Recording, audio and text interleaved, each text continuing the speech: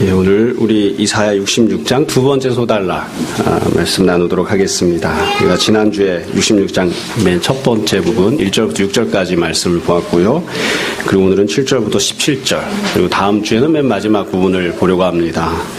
계속 말씀드리지만 이사야 66장 전체에 어떻게 보면 결론 역할을 하는 그런 내용이라고 할 수 있습니다. 지난주에 보았던 내용이 하나의 결론이라면 오늘 우리가 읽은 이 7절부터 17절까지 하나님께서 어떠한 은혜를 베푸시고자 하시는가 내용을 담고 있습니다. 지난주에 보았던 1절부터 6절까지 내용은 회개하고 하나님 앞에 나오는 백성들을 향해서 하나님께서 어떠한 사람들을 찾으시는지, 또 무엇이 문제였는지 등등에 대해서 이제 죄에 대해서 말씀해 주시고 해결책이 무엇인지에 대해서 말씀해 주시는 그런 내용이었다면, 지금 이 7절부터 17절은 돌아온 사람들, 구원받은 사람들, 또 회개하고 하나님 앞에 은혜를 구하는 사람들에게 어떤 은혜를 베푸시겠는지에 대한 내용이 나옵니다. 크게 보면 두 가지 내용이 있고요. 맨 끝에는 심판에 대한 선포가 있는데, 두 가지 내용 사실 본문만 잘 보시면 어떤 내용인지 얼마든지 알 수 있습니다. 그런데 조금씩 우리가 놓칠 수 있는 부분들을 더 설명하고 말씀을 보려고 합니다. 먼저 첫 번째 내용이 7절부터 9절까지 나오는 내용인데요. 7절부터 9절까지 제가 천천히 다시 한번 읽겠습니다.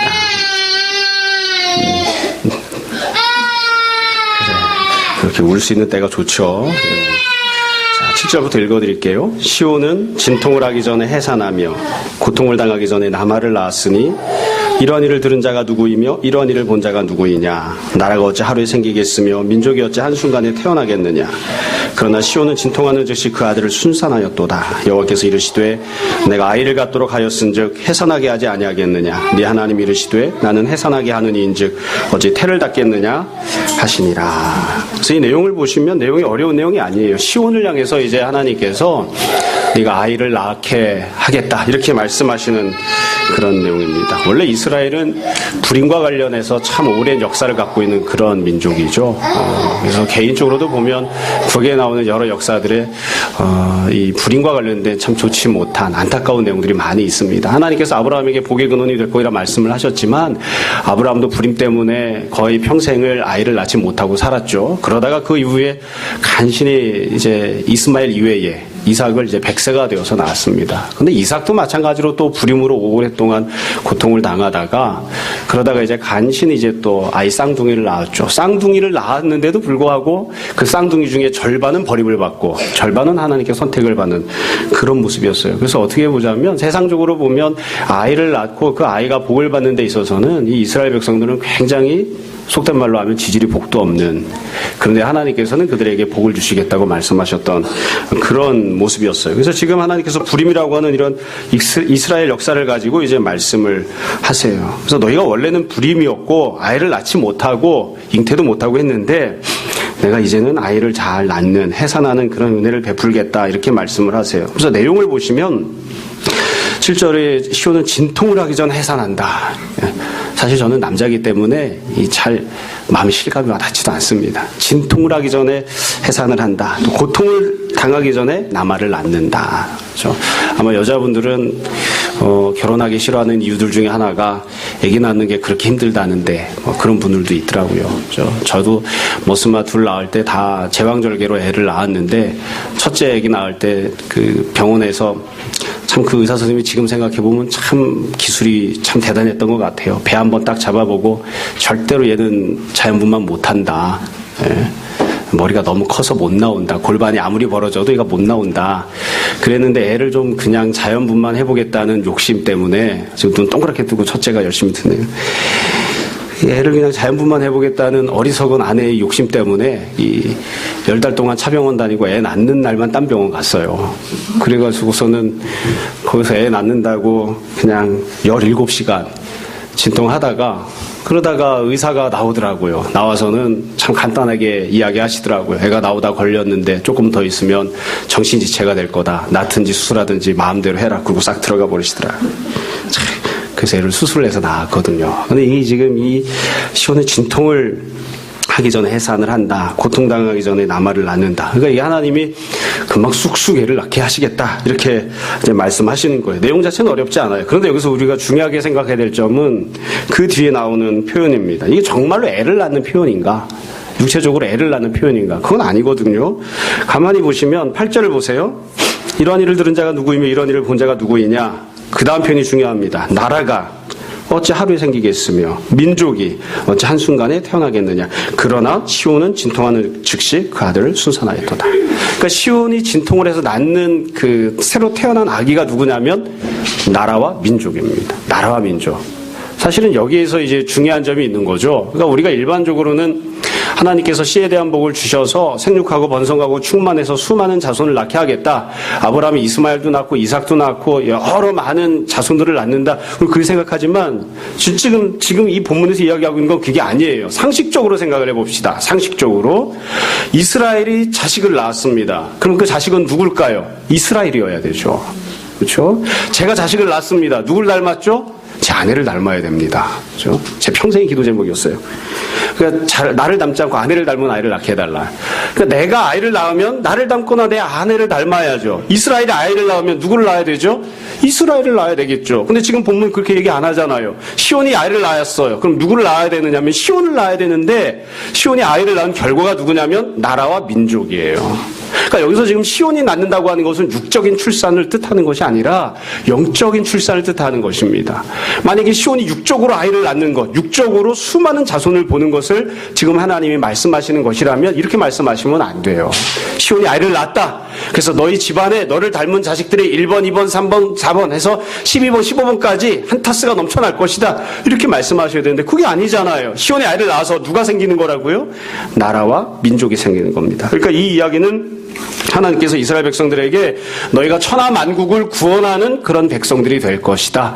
그런 영적인 직분을 감당하는 그런 시온이 될 것이라고 말씀하시는 거예요. 그러니까 이스라엘은 원래 육적으로 생육하고 번성하고 충만한 그런 복만 받은 것이 아니라 영적으로 수많은 사람들을 구원하는 하나님께로 인도하는 제사장 나라가 되라고 하는 직분을 갖고 있었습니다. 그런데 그 제사장 나라라는 직분에 있어서도 불행하게도 불임의 모습으로 아이를 낳지 못하는 다른 사람들을 구원에 이르게 하는 역할을 감당하지 못하는 그런 불행한 상황이었죠. 근데 하나님께서 그들에게 직분을 회복하게 하시겠다는 거예요. 너희들이 갖고 있는 직분을 다시금 온전히 잘 감당하는 사람들이 되어서 너희들이 한국 사람도 낳고 미국 사람도 낳고 일본 사람도 낳고 중국 사람도 낳고 영적인 자녀들을 낳아서 너희를 통하여 나라와 민족이 구원을 받는 그와 같은 일들을 내가 너희들에게 베풀어 주겠다. 그렇게 말씀하십니다. 그러니까 하나님이 약속하시는 은혜는 무엇이냐면 잃어버렸던 직분을 회복하게 하시는 것입니다. 그게 익숙하지도 않고 또 그런 직분이 있었는지 잘 모르겠는데 그 직분을 회복하게 하시는 그런 은혜를 약속하시는 거예요. 거꾸로 보자면 이방인들의 입장에서 생각해 봅시다. 새로 태어나는 나라와 민족의 입장에서 생각해 보면 이것도 마찬가지로 굉장히 독특한 은혜인 것입니다. 왜 그러냐면 하나님께서 이방 사람들, 나라와 민족을 향해서 내가 너희들에게 돈을 많이 벌게 해주마, 건강하게 해주마, 조금 더 신분을 상승하게 해주마, 세상에서 인정받는 사람들이 되게 해주마, 그렇게 약속하고 계신 게 아니에요. 그런 은혜를 주시는 게 아니에요. 이방인들에게 내가 너희를 구원할 테니까 시온으로 가라 이렇게 말씀하셨을 때에는 시온에 가서 건강한 사람, 부자가 되는 사람, 형통한 사람이 되라 그렇게 말씀하시는 게 아니라 거기 가면 내가 너를 새롭게 태어나게 해주마. 네가 원래 갖고 있던 모습이 아니라 새롭게 태어나는 우리가 신약시대 때 이야기하는 거듭나는 다시 태어나서 새로운 피조물이 되는 그와 같은 은혜를 내가 너희들에게 주마. 지금 그렇게 약속하시는 겁니다. 그러니까 이방인들이 시온을 바라보면서 구해되는 은혜는 새로 태어나는 것입니다. 거듭나는 것이에요. 다시 새로운 존재로 처음부터 완벽하게 태어나는 그 은혜를 하나님께서 약속하셨고 그 은혜를 우리가 소망해야 하는 것이지 이게 시온에 가면 내가 원하던 것, 내가 바라던 것, 사람들이 좋다고 하던 것 그런 것들을 누릴 수 있구나. 이제 그런 약속을 하나님께서 하시는 것은 아닙니다. 물론 우리가 건강해지고 형통하게 되고 그런 복들도 누리지만 하나님께서 지금 본질적으로 주시는 은혜는 그런 부분이 아닌 거예요. 이 두 가지 은혜가 그러니까 시온이 받은 은혜와 나라와 민족, 이방이 받은 은혜는 아주 중요한 공통점을 하나 갖고 있습니다. 그건 바로 다름 아니라 하나님께서 이렇게 하신다는 겁니다.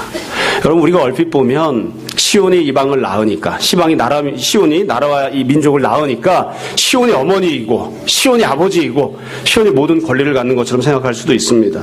근데 전혀 그렇지 않습니다. 이와 같은 일이 이루어지게 하시는 분은 다름 아니라 바로 하나님이십니다. 그래서 하나님께서 낳게 하시는 거예요. 하나님께서 잉태하게 하시고 하나님께서 낳게 하시는. 그래서 시온은 그냥 수단으로서 과정으로서 방법으로서 존재해요.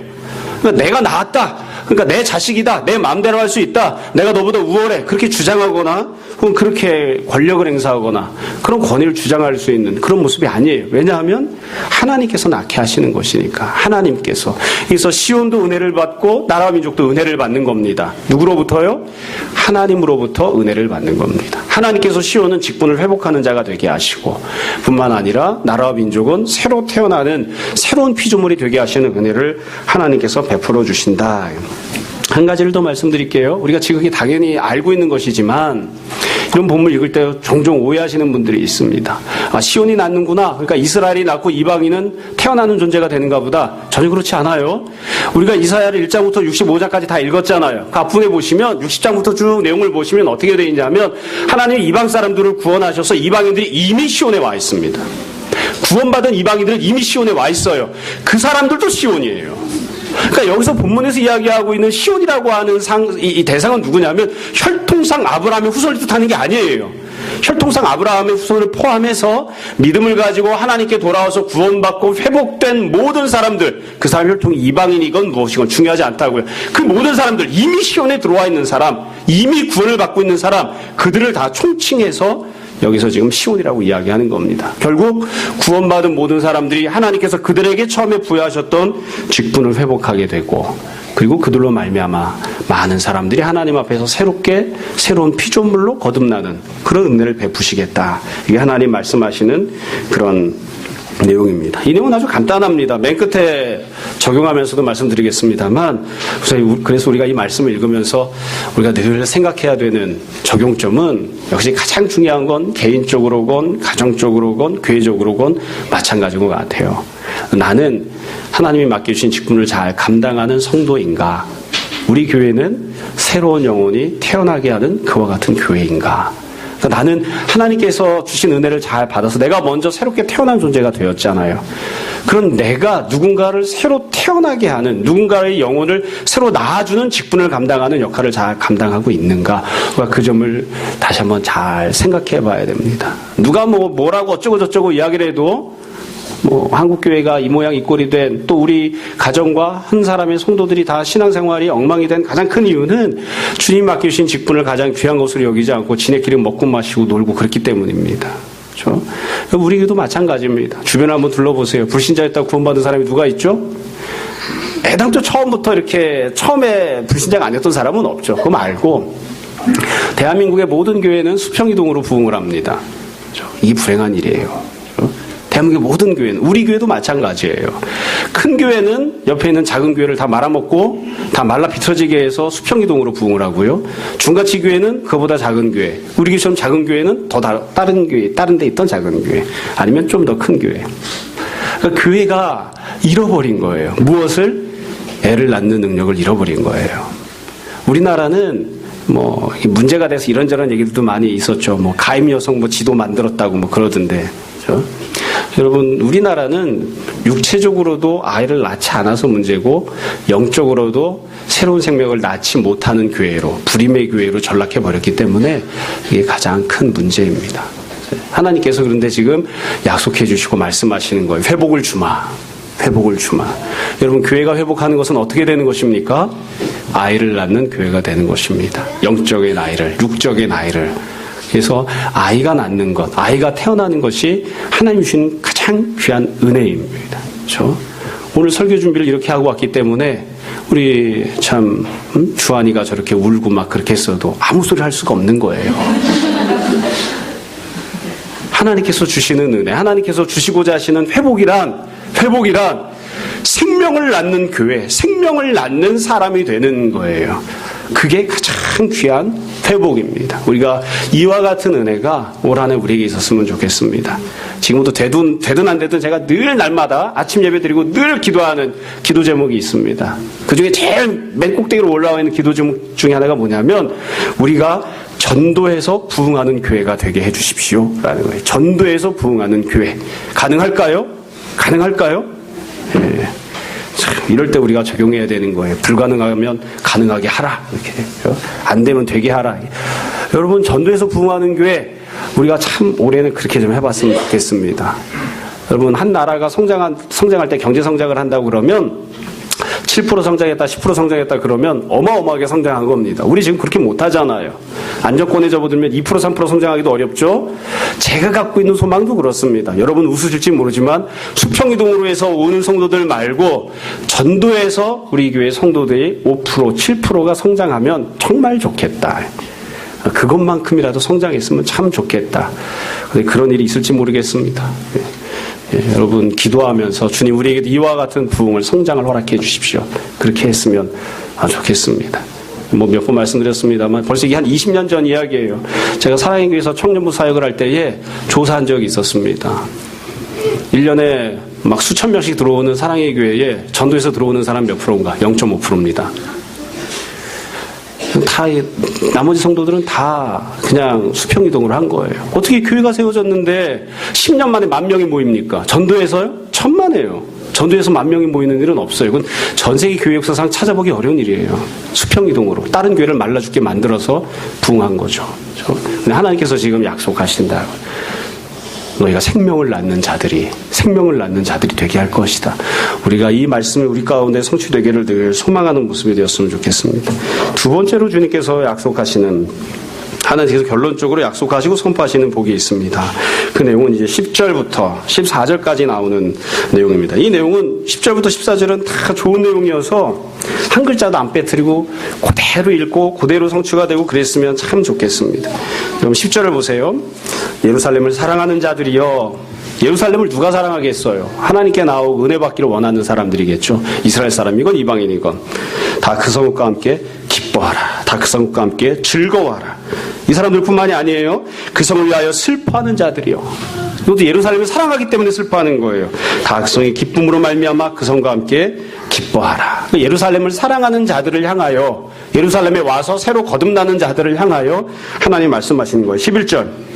너희가 젖을 빠는 것 같이 그 위로하는 품에서 만족하겠고 젖을 넉넉히 빤 것 같이 그 영광의 풍성함으로 말미암아 즐거워하리라. 그러니까 예루살렘에 가면 하나님께서 예루살렘에 온 사람들, 예루살렘을 사랑하기 때문에 예루살렘을 인하여 기뻐하기도 하고 슬퍼하기도 하는, 예루살렘을 사랑하는 사람들에게 하나님께서 젖을 주시겠다, 영양분을 주시겠다고 말씀하세요. 육적인 그런 양분을 이제 주시겠다는 거죠. 식량을 주시겠다고 하시는 거예요. 뿐만 아니라 이것만 주시느냐? 그게 아니죠. 이와 관련해서 상세히 설명하시면서 12절부터 보세요. 여호와께서 이와 같이 말씀하시되 보라 내가 그에게 평강을 강같이, 교회 다니면 누구나 다 처음에 배웠던 찬양입니다. 내게 강같은 평화. 그렇죠? 여기서 나온 겁니다. 평강을 강같이.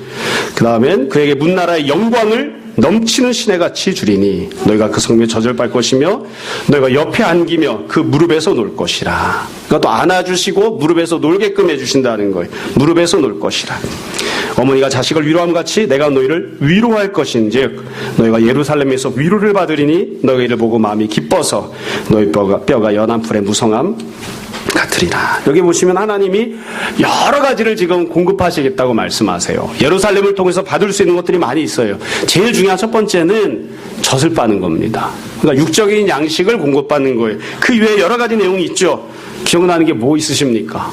기쁨, 즐거움, 평강, 영광 이런 것들을 하나님이 이 예루살렘을 통해서 공급하시겠다고 말씀하세요. 여러분 이 내용은 쉽게 이야기하면 그겁니다. 하나님이 나라와 민족을 낳아주셨죠. 낳은 다음에 팽개쳐버리고 네 알아서 커라. 네가 성실하게 살고 도덕적으로 살고 열심히 살아서 네 노력의 산물로 네 땀의 대가로 먹고 마시고 생활하는 자가 되라. 이렇게 팽개쳐버리시는 게 아니에요.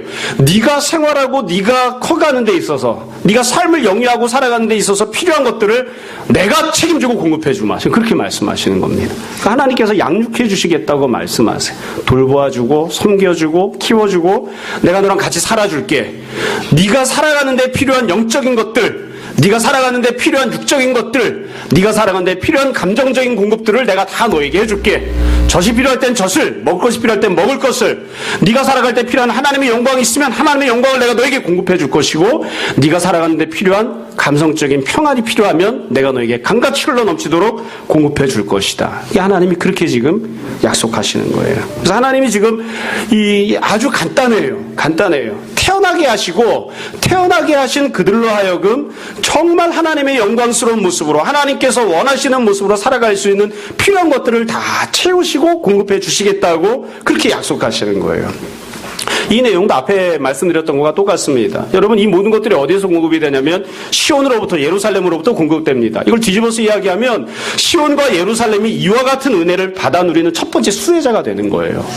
내가 그 은혜를 받아 누립니다. 시온이, 예루살렘이. 그리고 그것을 그냥 내가 혼자 받아 누리고 마는 것이 아니라 내가 은혜의 통로가 되어져서, 은혜를 공급하는 과정이 되어져서 하나님을 사랑하기 때문에 은혜를 소망하고 나에게 찾아온 자들에게 내가 받은 은혜를 다시 공급해주는, 내가 받은 은혜를 또 나누어주는 그런 역할을 감당하게 하신다는 거죠. 그래서 하나님을 찾아온 자들은 그 사람이 시온이건 나라와 민족이건 먼저 거듭났건 나중에 거듭났건 다 그들의 삶에 필요한 모든 것들 하나님께서 육적으로 영적으로 다 공급해 주시고 책임져 주시겠다.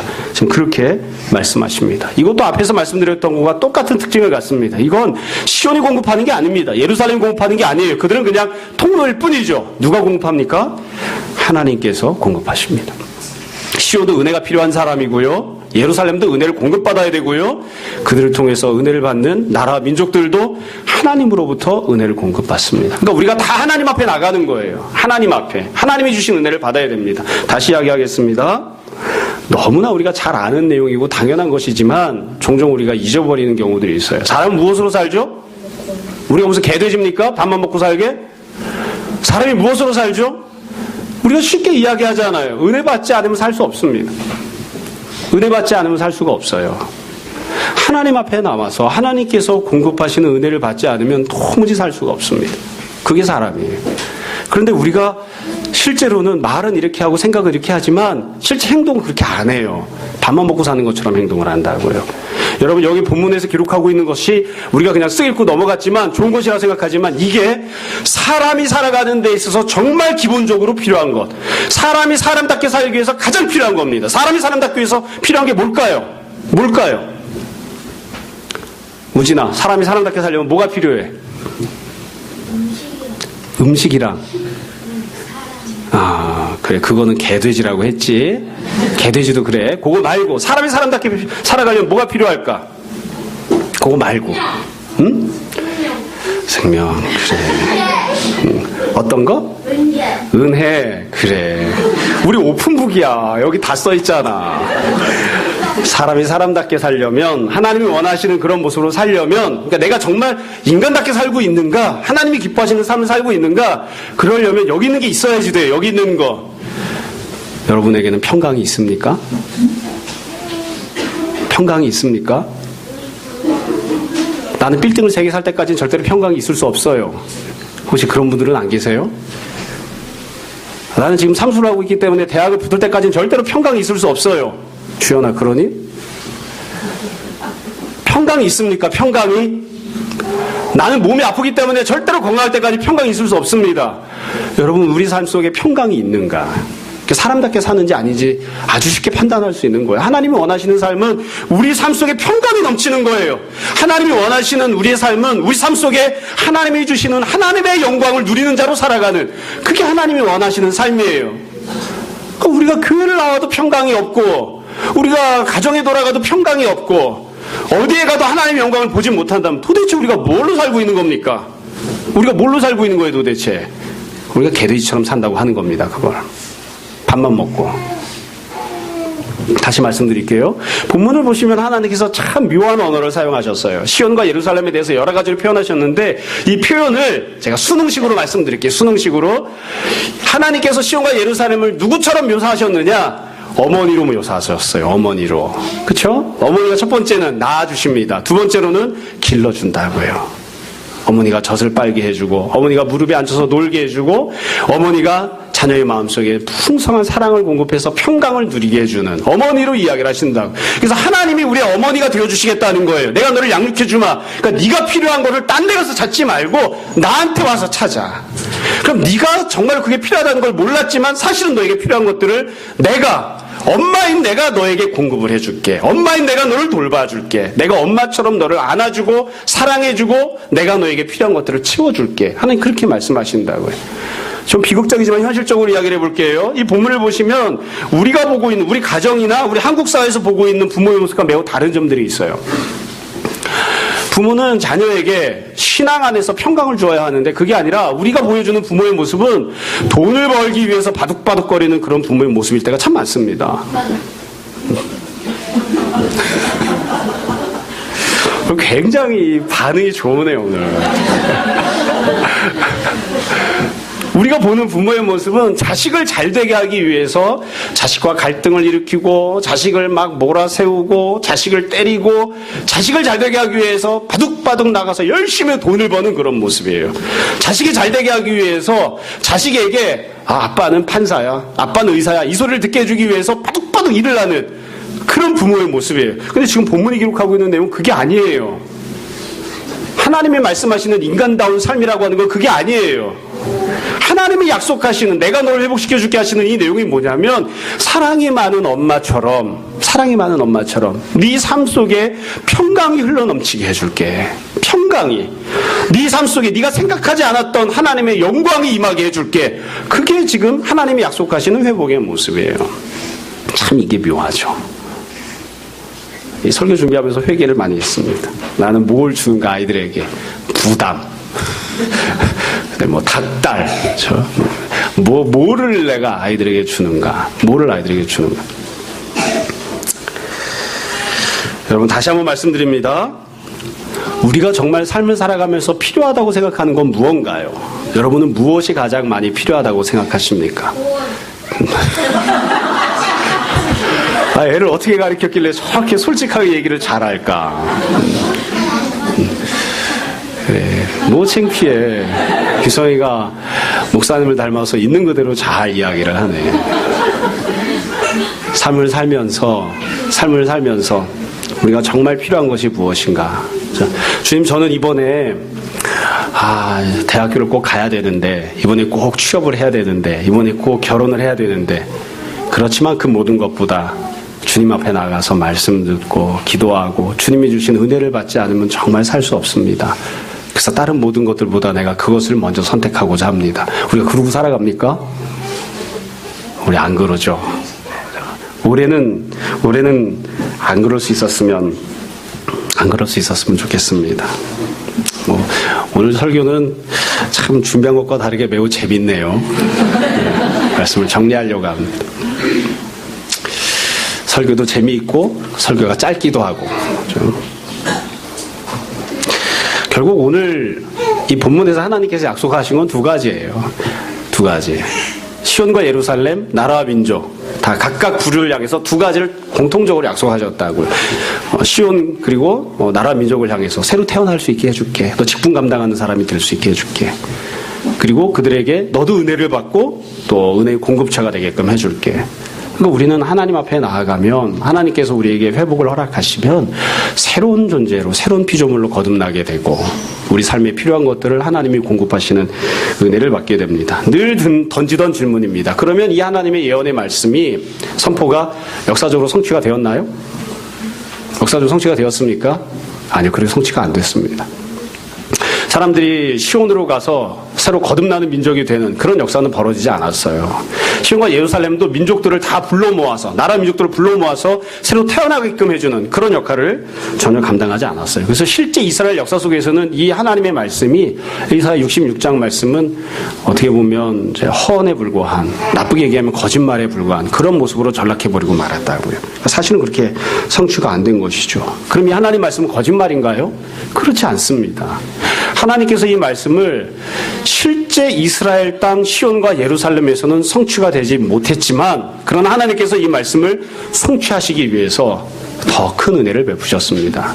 그게 바로 하나뿐인 독생자를 이 땅에 보내시고 교회를 세우시고 우리를 성도로 제자로 부르신 것입니다. 그래서 시온 땅에서는 일이 벌어지지 않아요. 예루살렘 땅에서는 일이 벌어지지 않아요. 그러나 교회에서는 예수 그리스도께서 우리에게 주시는 영원한 하나님 나라에서는 일이 성취가 됩니다. 그리고 성취가 되어야 됩니다. 그래서 교회는 하나님이 약속하신 이 말씀이 성취가 되어지고 누려지는 곳이 되어야 됩니다. 성도는 예수 그리스도 안에서 이 은혜를 누려야 됩니다. 그래서 우리는 시온으로 가지 않아요. 예루살렘으로 가지 않습니다. 우리 어디로 가죠? 예수님 앞으로 가요. 주님이 말씀하시잖아요. 누구든지 나를 믿는 자는 그 배에서 생수처럼 성령이 흘러넘치게 하시겠다고 말씀하시잖아요. 그러니까 주님을 믿는 사람들, 예수 그리스도 안에서 은혜가 누려지는 거예요. 다시 말씀드립니다. 인간이 인간답게 살려면 하나님이 주신 은혜의 말씀 안에서, 은혜의 약속 안에서 여지껏 내가 갖고 태어났던 모습을 다 버려버리고 새롭게 태어나야 됩니다. 어디서 가능한가요? 시온으로 가야 돼요. 근데 그게 역사적 성취가 안 되었죠. 예수 그리스도 안에서, 성령 안에서 우리가 다시 새롭게 거듭나는 그와 같은 영혼들이 될 수 있습니다. 주님 안에서 새로 태어나야지 돼요. 사람이 사람답게 살려면 주님께서 주시는 참 귀한 평강이 흘러넘치는 그런 삶을 살아야 됩니다. 근데 그건 시온이 우리에게 주지 못합니다. 예루살렘이 주지 못해요. 더군다나 삼성도 LG도 주지 못합니다. 그 평안은 오직 예수님만 주십니다. 예수님만 주세요. 정말로 말씀을 정리할게요. 여러분, 올 한 해 어떻게 살기를 원하십니까? 우리 이미 다 거듭났잖아요. 은혜를 어떻게 받는지도 또 경험하고 누리고 살아왔잖아요. 어떻게 살아야 될까요? 예수님을 더 깊이 사랑하고, 예수님을 더 깊이 알아가고, 예수님을 더 가까이 하고, 예수 뜻대로 순종하는, 그래서 어느 것 하나도 내 힘으로 했다고 그렇게 자랑하거나 떠벌리는 것이 아니라 주님이 주시는 은혜로, 주님이 주시는 평안으로, 주님이 주시는 영광으로 그렇게 살아가는 올 한 해가 다 되었으면 좋겠습니다. 아무리 이렇게 이야기를 해도 다 예배 끝나고 가면 돈 벌러 가서는 돈, 학원에 가서는 학교. 우리 그렇게 살지 맙시다. 인간답게 삽시다. 인간답게. 예준아, 인간답게 사는 게 어떻게 사는 거지? 잘. 그래, 잘. 예준이한테 물었잖아. 예준아, 인간답게 사는 게 어떻게 사는 거야? 이럴 경우를 대비해서 제가 다시 이렇게 또 해주는 겁니다. 인간답게 사는 건 예수님 안에서 다시 태어나고 예수님이 주신 은혜를 받고 살아가는 겁니다. 너무 고민 많이 하지 말고, 너무 힘들어하지 말고 주님을 바라봅시다. 주님이 주시는 것이 아닌 다른 것들 때문에 너무 힘들어하지 말고, 그것 없으면 어렵다고 너무 바둥바둥하지 말고 다시 한번 잘 생각해 봅시다. 평강이 있나요? 우리 삶 가운데 평강이 있습니까? 다 주님 주시는 평강을 받아 누리는, 그래서 정말 주님이 선포하시는 대로 평강이 강처럼 흘러넘치는, 하나님의 영광이 넘치는 시내처럼 우리에게 임하는 그런 모습이 우리의 모습이 되었으면 좋겠습니다. 올 한 해 2017년도 그런 귀한 은혜가 우리 모두에게 풍성하게 임하기를 주님의 이름으로 축원합니다. 이 시간 잠시 기도하겠습니다.